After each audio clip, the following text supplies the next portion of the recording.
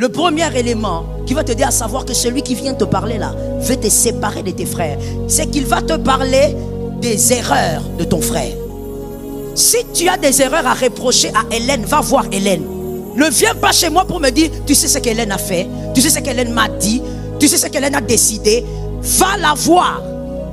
Mais quand quelqu'un commence à t'amener l'erreur ou les erreurs d'un autre, l'ADN de Lucifer est en lui. Il a une mauvaise onction pour séparer les frères. Que Jésus t'éloigne de ce genre de personnes. Je comprends, il y a peu d'amen, c'est que c'est toi-même. Alors que Jésus te délivre au nom de Jésus. À partir d'aujourd'hui, arrête ces genres d'habitudes, de comportement. Sois transformé dans ton intelligence. Quand tu as un problème avec quelqu'un, aie le courage d'aller le regarder dans les yeux et de lui parler.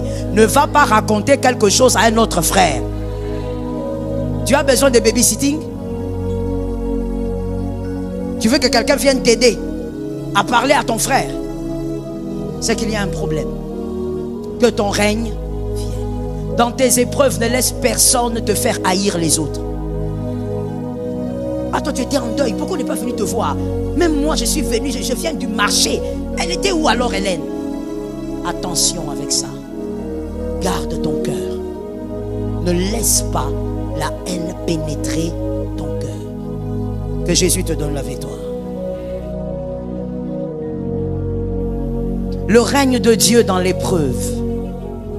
Le règne de Dieu dans l'épreuve. Aucun enfant de Dieu ne peut vivre sa destinée avec Dieu sans vivre les épreuves. Impossible. Et je vais te choquer aujourd'hui. Les épreuves ne s'arrêtent pas. Pourquoi? Parce que c'est une école de maturité. Tu ne passes à aucune étape sans épreuve. Donc quand tu as gagné l'épreuve du mois passé, il y a l'épreuve de décembre qui arrive. À chaque fois que Dieu veut t'amener vers une maturité ou une nouvelle étape, il te passe par l'épreuve pour que tu vives ta maturation. Avec Dieu, il ne te fait pas passer des étapes sans être sûr que tu as la maturité de cette étape. Maintenant, quelle est l'école de la maturité? C'est l'épreuve. Voilà pourquoi pour nous, enfants de Dieu, quelqu'un m'a dit Amen. Nous, enfants de Dieu, l'épreuve, c'est toute la vie. Yeah. Tu arrives à vaincre hier, tu avances vers pâturage, ensuite, vallée.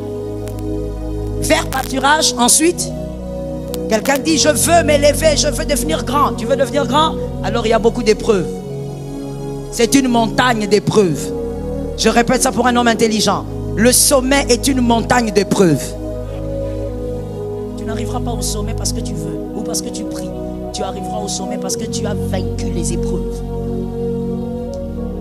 Et il est dit dans Matthieu 6,10 que ton règne vienne. Matthieu 6,10. Que ta volonté soit faite sur la terre comme... C'est-à-dire que ce qui se passe là-bas, que ça se passe aussi ici. Mais quelle est la volonté de Dieu au ciel? Écrivons s'il vous plaît.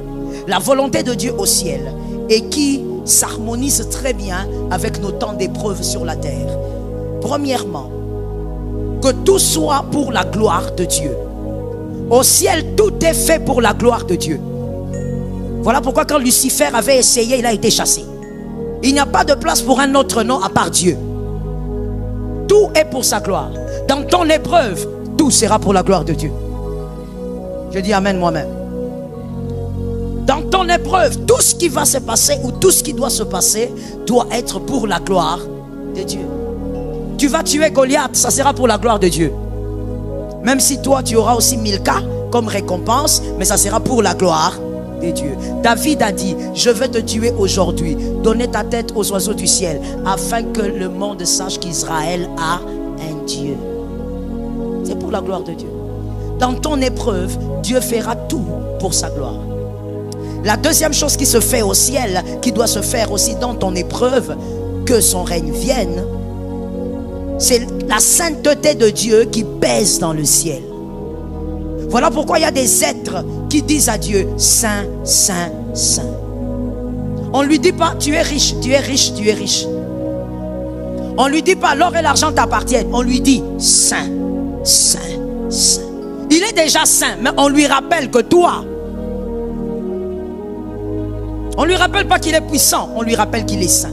Dans ton épreuve, reste sanctifié. Cet amen n'est pas normal. Je dois entendre des amens avec autorité. Dans ton épreuve, reste.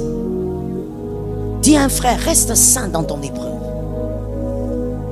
C'est pas parce que tu manques de crème, tu manques de, je sais pas, d'argent, mademoiselle, pour aller à l'université, que tu dois vivre dans l'impudicité avec un copain. Le copinage et l'impudicité. Ils ont disparu. Je disais, le copinage, c'est l'impudicité. Quelqu'un dit, mais pasteur, comment est-ce que le mariage commence? Ça commence pas avec le copinage, ça commence avec je vais t'épouser.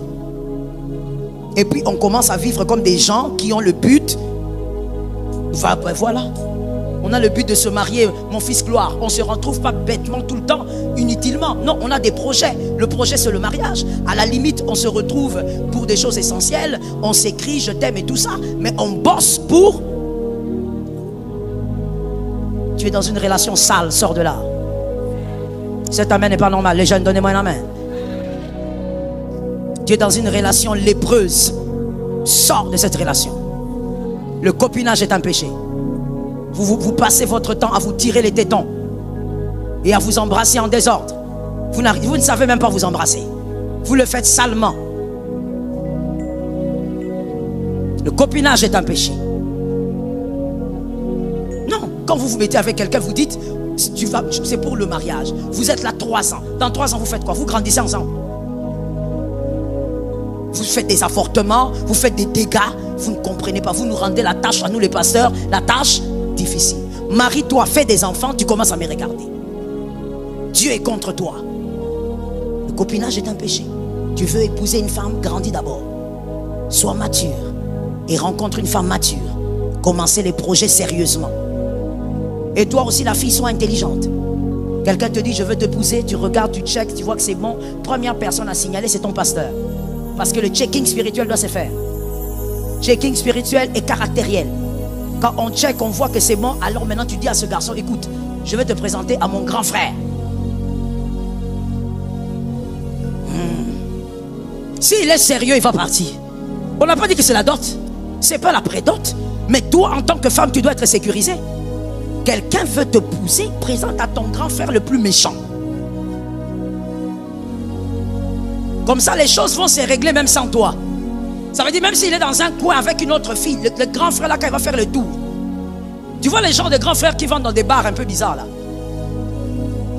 Tout le monde a un frère comme ça, un cousin comme ça. Chez vous aussi, ça ne manque pas. Celui qui a l'onction samsonique. Quand tu présentes, tu dis, grand frère, il veut m'épouser. Même les grands frères, comme quand ils te regardent, toi-même tu te poses la question, est-ce que je veux? Ça te range dans le sérieux. Dans l'épreuve, reste sainte. Dans l'épreuve, reste saint. Ta femme te rend la vie compliquée. Elle est insoumise et bizarre. Mais c'est la femme que Dieu t'a donnée. Il y a un temps pour un travail interne. Ne va pas prendre une sous-maman. Reste saint. Non, vous voulez que je fasse quoi? Ma femme ne me donne pas. Si elle ne te donne pas, mon frère, reste. Qui t'a dit que si on ne te donne pas, tu dois prendre? C'est quelle logique? Un enfant, quand on ne donne pas, il cherche à tout prix à prendre. Mais un adulte qui connaît que la vie n'est pas une blague, quand on ne donne pas, il réfléchit. On ne m'a pas donné par qui? Par la personne qui doit me donner. Si elle ne me donne pas, je reste. Je travaille pour que les choses changent. Toi, c'est dans l'épreuve que tu deviens sale et impur. Ta femme a voyagé, elle a fait seulement 1 semaine. Oh, moi je n'arrive pas. Frère, tu es comment? C'est quoi ton problème? La Bible dit que ton règne vienne, que ta volonté soit faite sur la terre comme au ciel, c'est la sainteté. Dans ton épreuve, reste saint. Oh, quelqu'un n'a pas dit un amen? Dans ton épreuve, ne blesse pas les gens, reste saint. Il y a des gens qui ne savent pas que c'est vous rendre impur lorsque vous avez des mauvaises paroles qui blessent. Il y a des gens qui ne savent pas ça. Ils croient que la saleté, l'impureté, c'est seulement ce que j'ai cité, l'impudicité et tout ça. Lorsque tu vis des épreuves, n'insulte pas ta femme, n'insulte pas ton mari. Tu dois savoir quoi dire et quoi ne pas dire. tout ce qui te vient en tête n'est pas obligé de sortir. Sois au contrôle de ta personne. Non, moi quand je suis en colère, je ne me maîtrise pas. Tu n'es pas encore alors un bon enfant de Dieu. Tu n'as pas travaillé ton caractère. Un enfant de Dieu travaille son caractère. N'oublie pas. Regarde un voisin, dis-lui, reçois cette parole, c'est pour nous deux. C'est bon mon frère, regarde-moi maintenant. C'est pour nous deux, c'est la parole de Dieu. C'est pas autre chose là-bas. Tu dois savoir que lorsque tu blesses une personne avec qui tu vis, tu la déformes. Souvent ceux qui blessent oublient ça. Je vais les appeler les blesseurs. Ils oublient ça. Parce que généralement aussi ceux qui blessent beaucoup, ce sont des personnes qui oublient vite. Généralement, il y a des exceptions. Ce sont des personnes qui n'ont pas une colère qui demeure. Mais il a oublié que quand on blesse une personne avec qui on vit, même quand c'est un ami, cette personne se déforme. Alors un jour tu vas voir des réactions, tu ne comprendras pas que c'est les résultats des blessures il y a 4 ans. Attention, préserve la personne avec qui tu es obligé de vivre. Qui a entendu la phrase?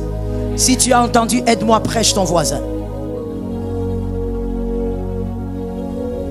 Mon frère, j'ai écouté quelque chose, mais je ne sais pas ce que c'est. Tu es obligé par intelligence et sagesse de préserver la personne avec qui tu es obligé de vivre. Plus tu la blesses, tu la déformes. Oh, depuis quand toi tu me parles comme ça? Depuis 3 ans que tu as commencé à blesser. Que Jésus nous délivre. Reste saint dans l'épreuve. Que ta volonté soit faite sur la terre comme au ciel. Troisièmement, au ciel il y a l'amour et l'unité. Lorsque Lucifer est venu avec la désunion, il a été chassé. Dieu tient à l'unité et à l'amour. Tout celui qui sépare des frères est diabolique. Merci pour ton amen, mon frère. Tout celui qui met la zizanie au milieu des frères est luciférique. Il a l'ADN de Lucifer. Même si elle est belle avec les make-up, c'est la petite sœur de Lucifer. Tout celui qui s'élève pour séparer les frères a l'ADN de Lucifer. Au ciel, c'est l'amour et l'unité. Dieu aime l'unité. Il est amour. Dans ton épreuve, ne laisse personne créer dans ton cœur de la haine pour les autres. Il y a des gens comme ça. Pendant que tu souffres, mais où est Gloire? Pendant que tu souffres, mais où est Hélène? Pourquoi personne ne t'aide pas? Quel est ton problème? Sois capable de réagir comme un enfant de Dieu qui a l'onction de David. Oui, quand quelqu'un vient te dire ça, dis-lui, mon frère, ce qu'il y a entre moi et elle ne te concerne pas. Est-ce que quelqu'un peut avoir ce courage-là dans la vie? Il faut couper la queue de celui qui veut désunir tes frères. Quelqu'un va me dire, pasteur, mais comment savoir? Regarde ton voisin, dis-lui, comment savoir? C'est simple, il y a beaucoup d'éléments, mais je te donne un seul, parce qu'on doit évoluer. Le premier élément qui va te dire à savoir que celui qui vient te parler là veut te séparer de tes frères, c'est qu'il va te parler des erreurs de ton frère. Si tu as des erreurs à reprocher à Hélène, va voir Hélène. Ne viens pas chez moi pour me dire, tu sais ce qu'Hélène a fait, tu sais ce qu'Hélène m'a dit, tu sais ce qu'Hélène a décidé. Va la voir. Mais quand quelqu'un commence à t'amener l'erreur ou les erreurs d'un autre, l'ADN de Lucifer est en lui. Il a une mauvaise onction pour séparer les frères. Que Jésus t'éloigne de ce genre de personnes. Je comprends, il y a peu d'amen, c'est que c'est toi-même. Alors que Jésus te délivre au nom de Jésus. Donne un amen, que Jésus te délivre au nom de Jésus. À partir d'aujourd'hui, arrête ces genres d'habitudes de comportement, sois transformé dans ton intelligence. Quand tu as un problème avec quelqu'un, aie le courage d'aller le regarder dans les yeux et de lui parler. Ne va pas raconter quelque chose à un autre frère. Tu as besoin de babysitting? Tu veux que quelqu'un vienne t'aider à parler à ton frère? C'est qu'il y a un problème. Que ton règne vienne. Dans tes épreuves, ne laisse personne te faire haïr les autres. Ah, toi tu étais en deuil, pourquoi on n'est pas venu te voir? Même moi je suis venu, je viens du marché. Elle était où alors Hélène? Attention avec ça. Garde ton cœur. Ne laisse pas la haine pénétrer ton cœur. Que Jésus te donne la victoire. Il y a une intelligence quand je pense à l'amour dans l'épreuve qui vient dans mon esprit que j'aimerais partager. Ou je vais te le dire simplement. Vous savez, généralement dans les relations humaines, la personne qui vient toujours vous parler des autres, c'est cette personne-là qui ne vous supporte pas. Je le dis par expérience, je sais ce que j'ai dit. La personne qui vient toujours vous parler des maux des autres en votre égard. La personne qui vient toujours vous parler des erreurs des autres, mais à votre égard. Cette personne-là est la plus dangereuse dans votre vie. Est-ce que quelqu'un m'entend? Retiens simplement ça, je ferme la parenthèse. Donc, nous pouvons voir ces trois choses comme les éléments majeurs de la manifestation du règne de Dieu dans l'épreuve. Garde ces trois choses dans ton épreuve. La Bible dit, on l'a lu dans Ésaïe, tu vas traverser les eaux, mais tu ne seras pas submergé. Le feu ne va pas te consumer. Oui, mon frère, l'épreuve est un feu. Si tu ne fais pas attention, ça te consume, ça te détruit, ça te déforme. Et tu deviens un homme que tu n'aurais jamais cru être. La souffrance peut amener vraiment à la démolition. Dans l'épreuve, veille sur ces choses-ci, s'il te plaît. Merci de l'écrire. Dans l'épreuve, veille sur ces trois choses. La première, veille sur ton cœur. Dans l'épreuve, tu auras tendance à chercher les hommes. Ne cherche pas les hommes. Quand je marche, voilà. Et non quand nous marchons. Donc quand tu es dans ton jeu, reste dans ton jeu. J-E, reste dedans. Quand je marche, dans la douleur, on a tendance à chercher la compassion des hommes. C'est normal, c'est humain. Mais quand on évolue dans la maturation, on se rend compte. On a besoin que de celui qui donne la vie. J'ai aimé cet amen là-bas. On a besoin que de celui qui donne la vie. Tu peux traverser des épreuves, tu es encouragé par le monde entier et puis tu meurs dans l'épreuve. Qui a entendu ça? Qui a entendu ça? Oh, j'ai besoin du soutien de mon pasteur. Ok, je viens. J'ai besoin du soutien aussi de mon docteur. Lui aussi vient avec tous ses diplômes. Oh, j'ai besoin du soutien de mon papa. Lui aussi vient. Pendant qu'on te soutient comme ça, le soir on apprend à bouffer. On était tous là, mais tu es quand même mort. Pourquoi? Aucun d'entre nous ne détient la vie. Tout ce que nous avons, écoute que je te choque, tout ce que nous avons, ce sont les paroles d'encouragement. Et même lorsque quelqu'un aura l'argent, il y a des... Oh, je vais mieux le dire pour un homme intelligent. Il y a des portes là où l'argent ne passe pas. Mon frère, l'argent ne passera pas. Des millions vont s'arrêter là. Le médecin commence à te dire, priez. Ah. Vous savez, quand vous arrivez à ce niveau-là, il faut dire Jésus intervient. Ça veut dire que le médecin lui-même te regarde et dit, tu pries où? Ça commence mal. Qui est ton pasteur? Ça commence mal. Même lui-même comprend que si tu es hindou, commence tes histoires. Si tu es sorcier, pour moi, parce que le cancer là ne partira pas. Si tu es chrétien, commence tes choses. Même lui sait que rien ne peut intervenir en ce moment.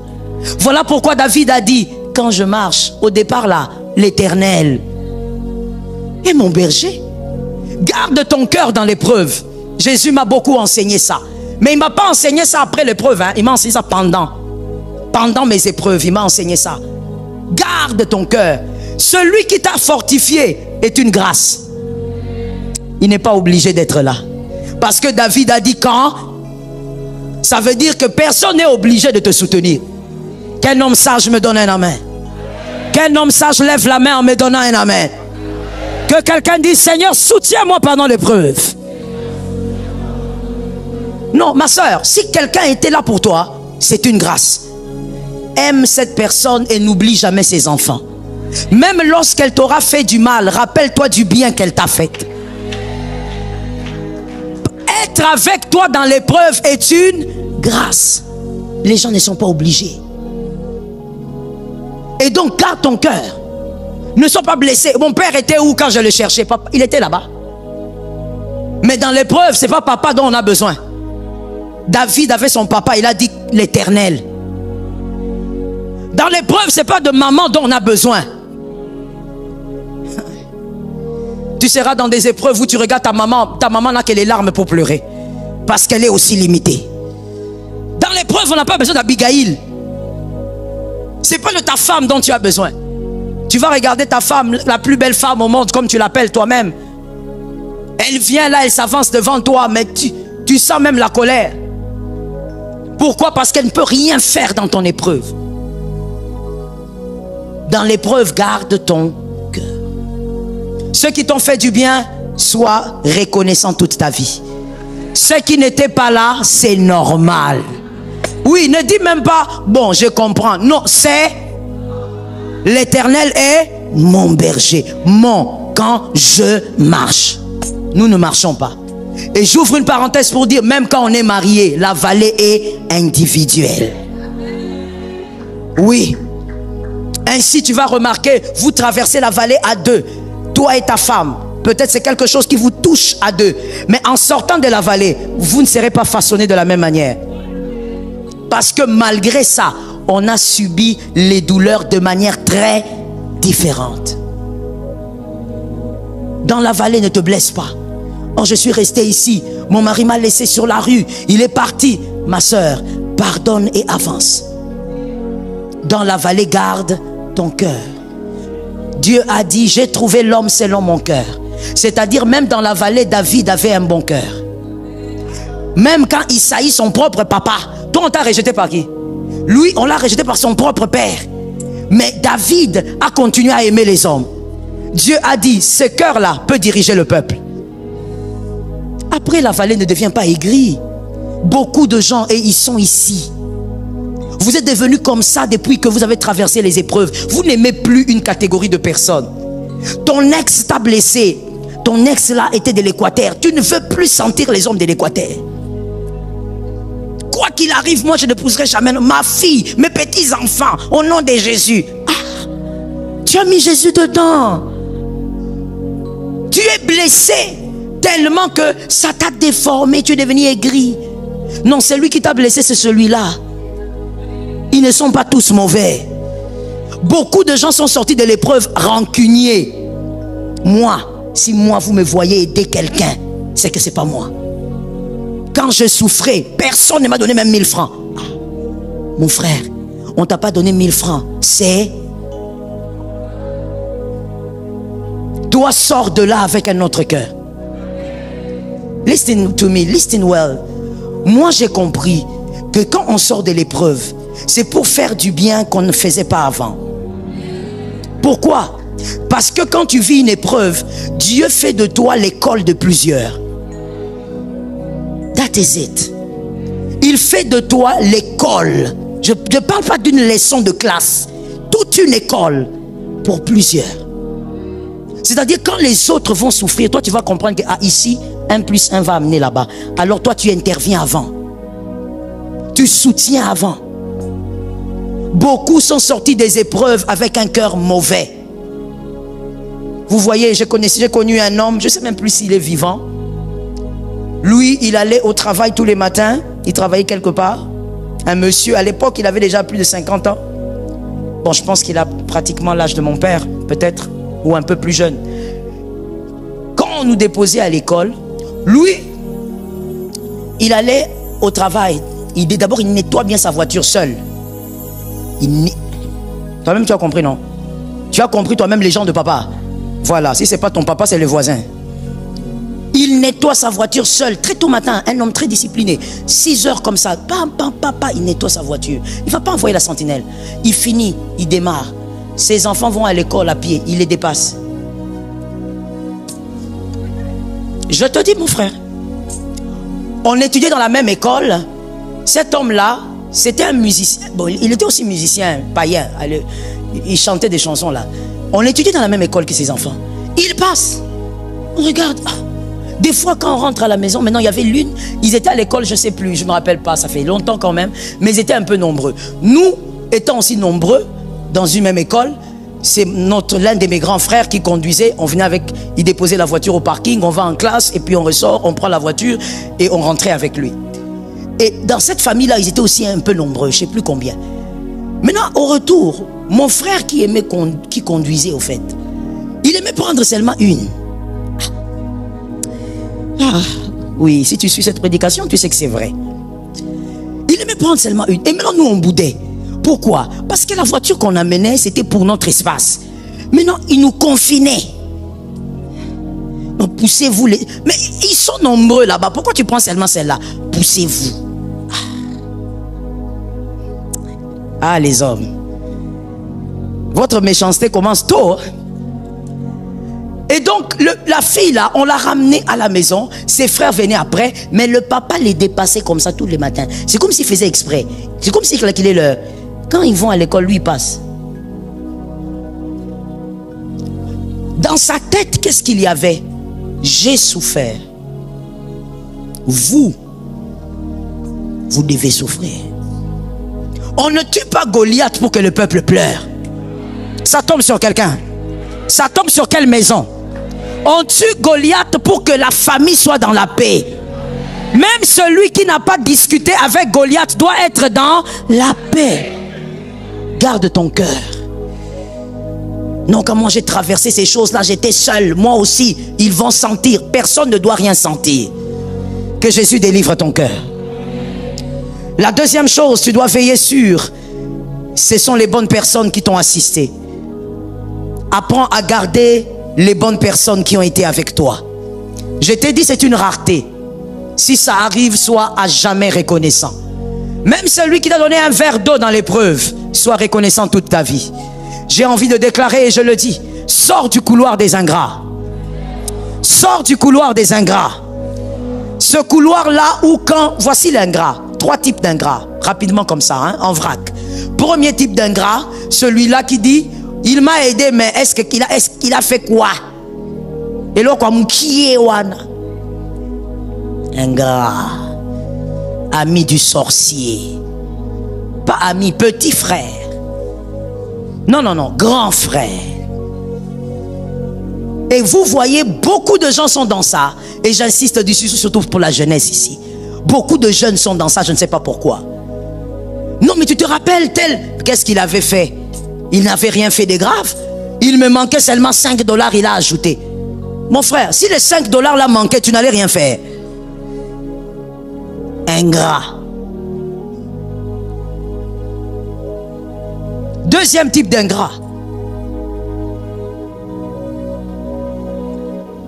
Il a fait des choses pour moi, mais moi-même j'étais capable de les faire. Ils sont dans cette salle. Ce qu'il a fait là, c'était pas spécial. Moi-même, j'avais la capacité de le faire. Ingrat. Quand on te fait du bien, reconnais qu'on t'a fait du bien. On te donne 2 $, dis merci. Et pas seulement à l'instant, toute ta vie. Vous voyez cette deuxième catégorie d'ingrats là? Ils aiment aussi dire, vous voulez quoi? Que je sois esclave? Parce qu'il a fait une chose pour moi une seule fois, toute ma vie, maintenant on a payé ça. Ingrat. Je veux te choquer. Quand quelqu'un te fait du bien pour toute ta vie, tu dois être reconnaissant. Je veux même encore te réchoquer. Quand quelqu'un te fait du bien pour toute ta vie, tu es lié à lui. Tu as un lien. Ça veut dire quoi qu'il arrive dans ta vie, si lui part, ses enfants, tu es obligé de lui être reconnaissant. Voilà pourquoi mon frère, je donne aussi un autre conseil gratuit, toujours dans le même sens. Ne fais pas partie des hommes et des femmes qui aiment que l'aide vienne toujours des autres. Qu'on t'aide tout le temps. L'aide est une dette. Arish, lève-toi. Monsieur, levez-vous. Lorsque celui qui est en bleu aide celui qui est en blanc, toute sa vie, il a la dette. Dans la vie, il ne faut pas aimer la main tendue. Ainsi David a dit, j'étais jeune et j'ai vieilli. Je n'ai point vu le juste. Mais tu sais pourquoi il n'est pas abandonné? Parce qu'il compte sur Dieu et non sur les hommes. Ni sa postérité. Parce que si tu as des enfants qui mendient, si seulement ce sont tes enfants qu'on soutient, tes enfants ont la dette des gens pour toute leur vie. Il ne faut pas toujours être content. On c'est la fin de l'année. Qui va me donner le cadeau, hein? Les cadeaux, est-ce que tu sais ce que c'est d'abord un cadeau? Même quand on te le donne par amour, est-ce que tu sais ce que ça représente dans le monde des esprits? Sois celui qui donne. Est-ce qu'il n'y a pas une écriture qui dit ça? L'écriture dit quoi? Tu seras celui qui, mais qui ne. Voilà. Pourquoi on établit ce principe? Parce qu'un enfant de Dieu ne peut pas avoir des dettes. Les dettes, il ne s'agit pas seulement de prendre quelque chose pour payer après. Non, on te fait du bien, tu as la dette de cette personne. Let me talk to you. Voilà pourquoi toi, mon frère, ma soeur, si un jour un homme de Dieu t'a fait du bien, il a prié pour toi, même une seule prière, ça t'a donné même une fois, même 3 minutes la paix, ne lève jamais ta voix contre cet homme-là. Parce que la prière n'a rien à voir avec une chemise. La prière n'a rien à voir avec 1000 $. La prière n'a pas de prix. Faites très attention. Beaucoup sur la terre, nous vivons en désordre, sans respect de certains principes spirituels, mais nous voulons évoluer dans la paix. Nous créons des problèmes dans le parcours. Celui qui t'a imposé la main, ferme la bouche. On parle de lui, passe. Quelqu'un qui te fait du bien, tu as ça. La dette de ses enfants aussi. Assieds-toi sous la grâce. Veille sur les bonnes personnes. Écoute ceci s'il te plaît. Et si tu peux l'écrire, ça serait bien. Toute rareté que vous gardez permettra que ce qui est rare réside dans votre destinée. Toute rareté que vous gardez permettra que ce qui est rare réside dans votre destinée. Il y a très peu de gens qui vivent avec des choses rares. Que ce soit des personnes, que ce soit peu importe ce que vous voulez. Il y a très peu de personnes qui ont des choses rares. Un ami rare qui est comme un frère, qui peut tout donner pour toi, c'est rare. Mais il y a des gens qui ont des amis comme ça. Quelqu'un d'autre a écrit cette phrase. Le conservateur de la rareté, c'est la sagesse. Si tu veux que dans ta vie, tu aies des choses rares, évidemment positives, des choses rares, positives, des choses bénissantes, tu dois être sage. Les agités perdent ce qui est rare. Les embrouillés perdent ce qui est rare. Les réactifs perdent ce qui est rare. Le conservatoire de la rareté, c'est la sagesse. Élie et Élisée.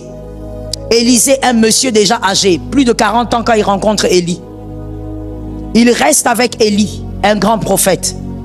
Élisée constate que ce n'est pas que le choix de Dieu, mais cet homme d'Élie est rare. Dis avec moi, rare. Il constate qu'il a une onction qu'il n'a pas vue chez tous les prophètes avant lui. Il dit non, non, cet homme est rare. Il décide de rester avec lui. Mais écoute bien mon fils. Il décide de rester avec un homme qui lui interdit pratiquement de prophétiser alors qu'il a un don puissant prophétique pendant près de 24 ans. Il ne se marie pas, même pas une copine. 24 ans. Il ne prophétise pas alors qu'il a un don de prophétie. Élie a bloqué ça. Tu es seulement là pour laver mes pieds, pour laver les mains. Quelqu'un d'autre va dire, on t'a envoûté. Votre famille t'a ensorcelé. Voilà pourquoi tu gaspilles ta vie comme ça. Mais Élie a dit, ça c'est une rareté. Je dois rester là. Quand on veut conserver une rareté, on a la sagesse. Et la sagesse requiert de ne pas écouter les hommes. Écoute Dieu. N'écoute pas à gauche, à droite. Élie est resté là. Élisée est resté là, à côté d'Élie. Ne faisant rien, à part laver les pieds et les mains. 1 année, 2 ans, 3 ans, 4 ans, 5 ans, on s'est dit, il va peut-être commencer à me payer. 6 ans, chômeur. 7 ans, 8 ans, 9 ans. Tous les amis d'Élie commencent à Élisée commencent à se poser la question. Ta vie est comment? 20 ans. Les amis d'Élisée ont des enfants. Lui n'a pas d'enfants. Il ne fait que jeter l'eau sur les pieds et les mains. Mais à cause de sa sagesse, Élisée est devenu ce qu'Élie n'était pas. That is so wonderful. Élisée est arrivé au niveau où il est devenu, l'homme qu'il admirait là, il est devenu plus que lui. C'est ça la sagesse pour conserver la rareté. Quand tu es sage, tu regardes quelque chose ou tu regardes quelqu'un, tu comprends que cette personne, comme tout le monde, elle a des défauts, mais c'est une personne rare, elle a un cœur rare. Quand tu as la sagesse de conserver ce qui est rare, les choses rares vont résider dans ta destinée. Les bonnes choses vont localiser ta destinée. Laisse-moi parler à une âme, parce que je parle aux âmes. Constate que dans ta vie, qu'est-ce que tu as de bon et qui est rare? Il y a des gens qui n'ont rien de bon. Ton ami toxique. Songi songi le Rolandoki. Traduction. Calomniateur comme un sorcier. C'est celui que tu appelles ton meilleur ami. Tout ce qui est autour de toi est toxique. Un mari toxique, une femme toxique. Il n'y a rien de bon que toi tu as. Tous les collègues de service, occultes, sorciers. Autour de toi, tu n'as rien de bon. Attention, quand on n'a rien de bon autour de soi, on ne blâme personne. On se blâme soi-même. Les bonnes choses se localisent. Quelqu'un m'a entendu bien? Les bonnes choses. Toi, tu vas avec les amis, vous sortez ensemble, 3, 4 filles. Vous êtes là, que les filles me donnent un amen? Ok. Vous sortez ensemble et arrivez, je ne sais pas, dans un restaurant, vous vous mettez, vous prenez quelque chose ensemble. Et le gars qui vient te draguer, c'est seulement les plus fous. Donc ça veut dire que quand vous êtes au restaurant, vous localisez les gars qui sont là. Je vous connais les filles, je sais comment vous faites. Vous localisez les gars qui sont dans le resto. C'est seulement les gars le plus bizarre. Je n'ai pas envie de dire un autre mot un peu étrange. C'est seulement le gars le plus façon. Et quand il s'approche de la table, il ne va pas chez ta copine, seulement chez toi. Qu'est-ce qu'on t'a fait? Sois nettoyé par le sang de Jésus. Toi, ce ne sont pas les hommes équilibrés là qui te localisent, non. Tu es seulement quelqu'un qui vient. Ah, quand tu regardes l'apparence, il a l'air bien. Mais dès qu'il s'approche, petit. Quelqu'un qui te salue, il commence par petit. D'abord, il ne t'appelle même pas petite, petit. Il a déjà un problème. Ce sont ces garçons. Toi, au fait, toi, les bons garçons là. Non, toi, ils ne te connaissent pas. Hein? Même sur les réseaux, ce sont des gens bizarres qui te localisent. Vous vous écrivez longtemps sur les réseaux et puis le jour du rendez-vous, vous allez, je ne sais pas, où ça? Là où vous savez. Vous arrivez là-bas. Quand tu entres au resto, tu te dis, ah, c'est certainement celui-là. Un mignon, quelqu'un calme qui est au coin. Quand tu vas seulement dire, je suis là, c'est lui qui va s'élever. Toi-même, tu te dis, il y a une malédiction sur moi, je sors de cette malédiction. Il n'y a rien de bon qui te localise. Lorsqu'il y a une opportunité, ça va tomber. Tu ne vas pas l'avoir. Il y a quelque chose qui ne va pas. Que ce qui est bon soit pour toi. Sois sage, garde les choses rares. Que l'Éternel te soutienne au nom puissant de Jésus. La troisième chose que tu dois conserver, veille sur ton intimité avec Jésus. Dans l'épreuve, l'intimité avec Jésus va te sauver. Ah, sinon tu vas mourir, mon frère. Oui, dans la douleur, j'ai découvert que c'est vrai que la douleur consume comme le feu. La douleur peut te brûler de l'intérieur comme le feu brûle. Tu sens comment tu te détruis. Garde ton intimité avec Jésus. Lorsqu'on est dans l'épreuve, je disais, tout dépend de l'épreuve, tout dépend de ce que Dieu veut vous enseigner, là où Dieu veut vous emmener et ce que Dieu veut vous donner. Quelqu'un m'a simplement, humblement levé la main droite et m'a dit, Seigneur, préserve-moi du mal.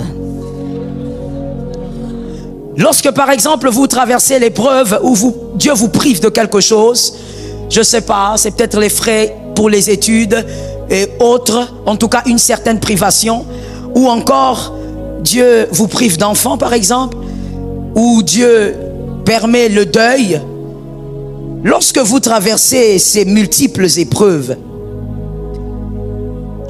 il est très difficile de réaliser qu'il faut se concentrer sur Dieu. La douleur a tendance à voler l'intimité avec Jésus. Oui, j'ai vécu ça, je te dis. Je te le dis pas parce que je l'ai lu. La douleur, la souffrance a tendance de te voler. Moi, je veux le dire comme ça ce matin. La douleur est comme une concubine qui veut t'éloigner de ton mari qui est Jésus. Quand tu as mal, mon frère, tu vas même oublier comment on prie. Yes, tu n'auras plus de mots. C'est que Anne avait vécu, elle parle, mais elle ne dit rien. Ça arrive. Que l'Éternel te donne la force dans l'épreuve qui arrive. Lorsque moi j'ai perdu ma soeur, il y avait une douleur qui était en moi qu'on a du mal à expliquer. J'ai déjà perdu un parent. Perdre une soeur, c'est pire. C'est comme si on t'a arraché une partie de toi, on est parti avec. Et voici comment je me comportais. Pas seulement avec cette douleur, je la cite nommément. Je cite cette douleur nommément pour vous permettre de comprendre, mais les autres épreuves aussi de ma vie, c'était pratiquement la même chose. Lorsque j'étais dans l'épreuve, j'étais focalisé sur ma douleur, au point d'oublier mon intimité avec Jésus. À la place de parler à Jésus, je pleurais. Pleurais sans dire un mot à Jésus. Dans la douleur, c'est l'une des cartes les plus puissantes du diable pour vous éloigner de l'intimité avec Jésus. Te faire croire que tu dois te focaliser sur ton mal-être. Voici mon constat. La focalisation sur le mal-être ne change rien. Au contraire, ça vous solidifie dans la douleur. Ça ne change rien. Tu auras tendance à te focaliser sur ta douleur. Tu vas faire croître ta douleur. Écoute, quand tu te focalises sur ta douleur, tu l'amplifies. Est-ce que quelqu'un entend cet enseignement pour l'avenir? Quelqu'un entend cet enseignement pour ses enfants? Il faut entendre pour l'avenir. N'entends pas comme si ça doit passer comme ça, parce que Dieu sait pourquoi tu dois écouter ça. On ne sait pas ce qui va se passer en décembre. Écoute. Vous passez beaucoup plus de temps à vous poser des questions sans réponse et vous oubliez l'intimité avec Jésus. Le diable lit vos émotions, il lit vos sentiments pendant la douleur. C'est-à-dire, au lieu que tu parles à Jésus, toi tu commences à parler à ta souffrance. Qu'est-ce que j'ai fait? Pourquoi ça arrive? Qu'est-ce qui se passe? Pourquoi seulement comme ça? Au lieu de parler à Dieu, tu parles à ta douleur. Ta douleur n'a rien à te dire. L'intimité avec Jésus pendant la douleur, c'est très difficile de la garder. C'est très difficile de s'accrocher. Voilà pourquoi je dis, l'amour de Jésus est une bouée. Oh, c'est très difficile, mon frère. Quand pendant que tu souffres, c'est facile. Voilà pourquoi, frère, moi je dis toujours, et même à mes pasteurs, je leur dis. Je l'ai déjà dit une fois, deux fois, et je sais qu'ils l'ont déjà retenu. Quand ils vont dans un deuil, que ce soit d'un frère à l'église, d'une sœur, ou de quelqu'un que nous devons aller assister, n'allez pas là-bas en disant beaucoup de choses. Vous n'avez rien à dire. Tout ce que tu vas dire ne sert à rien. Et des fois, même si tu veux multiplier les paroles, tu vas dire une bêtise.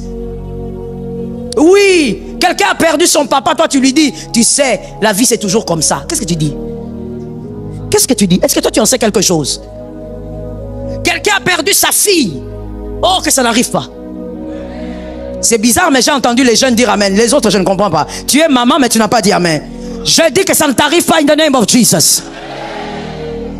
Une grande fille, tu vois quelqu'un qui perd sa fille de 15 ans, de 16 ans. Toi, tu viens là-bas parce que tu as la colle pastorale. Oh, tu sais, l'Éternel est fidèle. Il a pris, il a donné.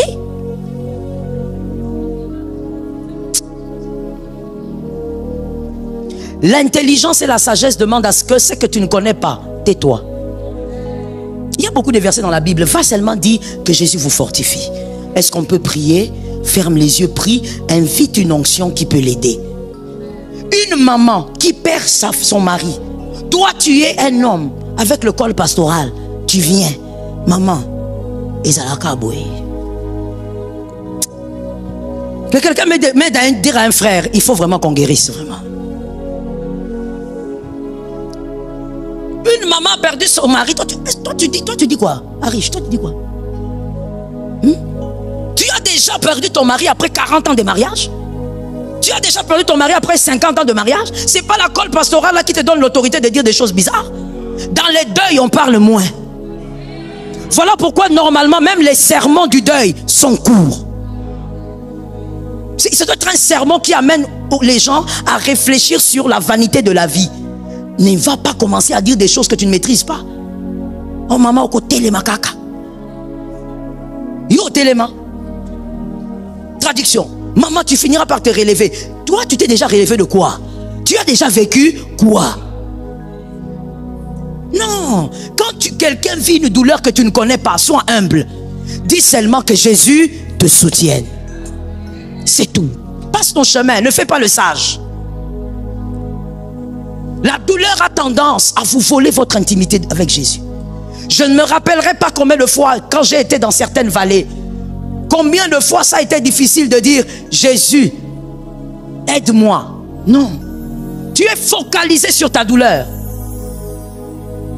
C'est une concubine qui vous vole votre intimité avec Jésus. Rappelle-toi qu'il est écrit, ta houlette. J'aime la phrase que tu as sortie, que ce soit prophétique pour toi. Lève ta main droite et devant tous les esprits dis, sa houlette et son bâton me rassurent. Non, ce n'est pas un père qui doit te rassurer. Non, ce n'est pas l'appel de ton pasteur qui doit te rassurer. Sa houlette et son bâton. Il est là. Comme il est là, ça va aller. Dans la douleur, voici ce que Jésus m'a appris. Comment conserver l'intimité. Quand tu pleures, adore. Les larmes coulent, mais que ta bouche adore. Quand tu pleures, commence à célébrer Jésus avec ta bouche. Tu as mal parce que quelque chose est arrivé, alors célèbre pour ce qui est dans le passé. Parce que certainement dans le passé, il y a des bonnes choses. Aide-moi à dire à un frère, qu'est-ce qu'il y a de bon dans ton passé? Mon Dieu, l'église est un lieu d'amour. C'est ton ennemi ou quoi? Dis à quelqu'un, qu'est-ce qu'il y a de bon dans ton passé?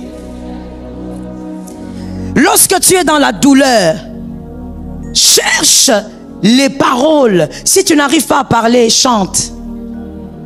Qu'une chanson qui te donne la paix, mets-toi à la chanter. Mon frère, ne force pas ce que ton âme refuse de dire. Je te donne un exemple. Tu perds quelqu'un de cher et puis tu es là, tu dis non, je vais seulement les dire pour la église. Comme je l'écoute à l'église, je vais répéter. Seigneur, tu as donné, tu as repris. Tu vas t'étonner qu'après cette phrase-là, tu tombes, tu fais une crise cardiaque. Parce que tu veux forcer ton âme à dire ce que tu ne crois pas. Parler à Dieu, c'est croire. Que celui qui s'approche de Dieu croie que Dieu est et qu'il est le rémunérateur de ceux qui le cherchent. Tu dois dire des choses auxquelles tu crois. Si tu n'arrives pas à dire Seigneur, c'est toi qui as repris, loue Jésus, élève Jésus, chante. Organise-toi pour que dans la douleur, tu ne parles pas de ta douleur, mais que tu parles de Jésus. C'est comme ça que tu garderas ton intimité avec Jésus. C'est comme ça que le diable ne va pas te détruire. Il ne va pas te briser. Parce que dans la douleur, il attend vous briser. Lorsque les paroles d'amour sortent de votre bouche, vous vous rendez compte que vous devez avancer. Oui, personne ne viendra te dire, tu sais, il faut finalement... Non. L'onction de Jésus va te dire, tu dois avancer. Ça tombe sur quelqu'un qui vit les épreuves. Ça tombe sur celui qui vivra les épreuves. Tu te diras, je suis une machine de guerre.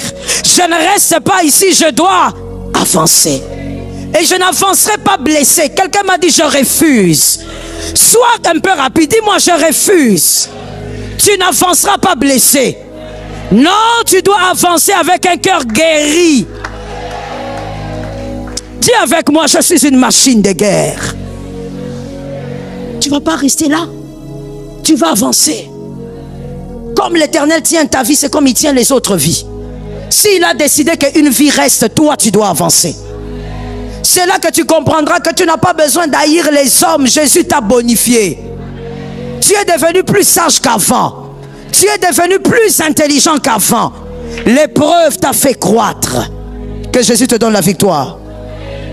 Mon frère, pour une douleur d'une période, ne va pas en enfer. J'ai aimé cet amen, je dis aussi amen. Qu'une douleur ne t'impose pas une douleur éternelle. C'est pas parce que tu vis une épreuve que tu dois aller en enfer. Tu perds ton intimité avec Jésus. Tu te focalises sur la douleur. Tu commences à haïr tous les hommes. Pourquoi tel ne m'avait pas aidé? Pourquoi? On n'a pas besoin de ça. L'Éternel est mon berger. Lève la main droite, dis avec moi, j'avancerai. Yes. Lorsque tu pleures, que les paroles d'amour sortent. Alléluia. J'ai entendu 2 amen. Lorsque tu as très mal, que les paroles d'amour sortent. C'est très difficile, mais c'est possible. C'est très difficile, mais c'est possible. Quand j'étais dans mon épreuve avec la perte de ma soeur, je me rappelle, j'ai commencé à pleurer. J'ai pleuré tous les jours, de toute manière. À un moment donné, quand je réalisais que je devais entretenir mon intimité avec Jésus, lorsque je pleurais, je disais à Dieu ce qu'il était pour moi depuis que je suis enfant. Les paroles d'amour. Regarde un frère. Sois sûr que tu as regardé un frère. Regarde un frère et dis-lui. Attends, je vais te donner la phrase que tu vas lui dire. Dis-lui, les paroles d'amour sont des boucliers. Yes. J'ai pas le temps pour transvaser ça au niveau du couple, mais vous pouvez le faire vous-même. Comprenez que c'est pareil. Les paroles d'amour pour Jésus pendant la souffrance. Goodness. Les paroles d'amour pendant que tu as tellement, tu es consumé de l'intérieur par le feu de la douleur. Lorsque tu commences à dire Jésus, je t'aime, tu sens la haine en train de partir. Alléluia. Tu sens la haine. Tu n'as pas d'enfant, les gens te critiquent de partout. Mais lorsque tu lances les paroles d'amour, la haine dans ton cœur en train de partir. Il y a une femme formidable elle est pasteur à Goma, Madame Adassa, le pasteur Adassa. Elle a un témoignage poignant par la grâce de Dieu. Un jour on va l'écouter. Elle a eu à faire 14 fausses couches. Yes. En étant déjà femme de pasteur, enfant des dieux, chrétienne. Pour ceux qui connaissent peut-être, c'est la petite sœur de maman Lili Soumbela. Sa petite sœur propre. Elle est servante de Dieu aussi. Elle a un témoignage poignant, comme je te disais. Peut-être que par la grâce de Dieu, on va l'écouter. Peut-être même que avant que 2025 sonne, on va l'écouter. Elle a des témoignages terribles. 14 fausses couches. Et quand on dit fausse couche, elle-même, elle explique bien. Il y a des fois, ce n'était pas, voilà, tu es enceinte et puis tu as des saignements, tu vas à l'hôpital, tu perds un enfant. Non, il y a des fois, c'était des morts-nés. Oui. Et quelque chose m'a vraiment, m'a beaucoup touché quand elle parlait de certaines épreuves, de certaines grossesses perdues. Elle dit une fois, 2 femmes de l'église, de son église, alors qu'elle était pasteur, femme de pasteur, l'appellent pour lui dire, on a quelque chose à te dire. Et puis elle dit, oui, venez. J'ouvre une parenthèse, je choque ou je choque pas? Je choque ou je choque pas? J'ai l'impression que dans le siècle présent, il y a des personnes qui n'aiment pas les pasteurs humbles. Quand tu es humble, on croit que tu es un jouet. L'humilité ne fait pas de nous des jouets. Respectez-nous malgré l'humilité. Elle vient, elle dit à ces 2 dames, oui, dites-moi c'est quoi? Ce ne sont pas des responsables, hein? Non. 2 mamans là seulement. Mais l'humilité. Elle dit, maman, oui. Dit, bon, pasteur, nous pensons que, comme tu n'enfantes pas, il est préférable que tu n'imposes plus les mains aux gens. Parce qu'il y a une mauvaise sémence en toi. Tu risques de communiquer aux gens tes fausses couches là multipliées. Les femmes de l'église. Des personnes que tu as prêchées durant des années. Oh, le pasteur Adassa. Gloire à Jésus pour sa vie.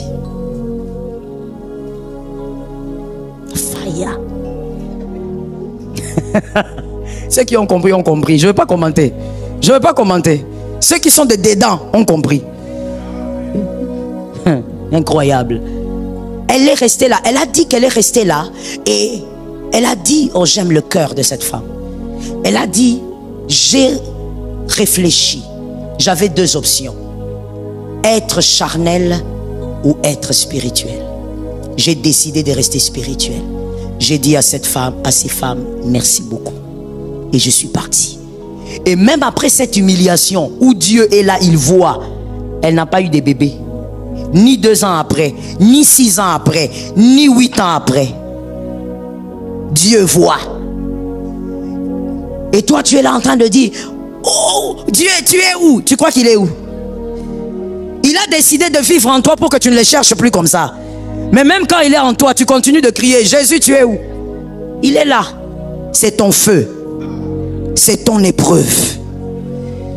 Tu vois, quand tu vis des bizarreries, tu as besoin de sortir des paroles pour que ton cœur n'haïsse pas les gens. Mais la seule manière, c'est de sortir des paroles d'amour pendant ton intimité avec Jésus. Pendant que tu as mal là, tu es seul, dis Jésus, je t'aime. Dis-lui, Jésus, toi tu es tout ce que j'ai. L'amour que tu déverses sur Jésus va créer un bouclier. Va éloigner la haine au nom puissant de Jésus. L'amour, localise-moi encore un frère, dis-lui. L'amour crée un lien avec Dieu. Dis-lui, ça détache, ça nous détache du lien de la douleur. Oui, les paroles d'amour quand tu souffres. Dis des paroles d'amour à Dieu. Ça va te détacher de la douleur. Ça va te rapprocher de Dieu. Tu vas remarquer que plus les jours passent, tu as moins mal. Il y a quelqu'un qui a composé une chanson qui a dit, elle est lionne, mon cœur n'a plus de douleur. Très belle composition. N'a plus. Et non, n'a pas. Il y en avait, mais il n'y en a plus. Comment c'est parti? Les paroles d'amour dans l'intimité. Parle à Jésus des paroles d'amour. Localise un autre frère, dis-lui, les paroles d'amour dans la douleur fait déménager les mauvaises pensées. Retourne-toi et dis à quelqu'un que les mauvaises pensées déménagent. Lorsque tu parles à Dieu, les paroles d'amour dans l'intimité, les mauvaises pensées déménagent. Oui. Ah, pourquoi tel m'a fait ça? Tu ne vas pas penser à des choses comme ça. Ah, pourquoi quand j'avais mal, j'ai salué tel, il ne me regardait pas? Non. Tu seras libéré des mauvaises pensées. L'Éternel est en train de te guérir. Quand Jésus te guérit, tu te sens revivre. L'épreuve est comme une mort. Après l'épreuve, c'est une résurrection. Dis cette dernière phrase à ton frère. Les paroles d'amour dans l'intimité avec Dieu affaiblit l'impact de la douleur.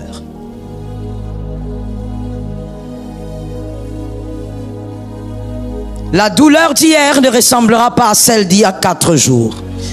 D'aujourd'hui, ça ne sera pas pareil. Parce que dans ton intimité, tu as appris. Tu n'es pas obligé de beaucoup parler.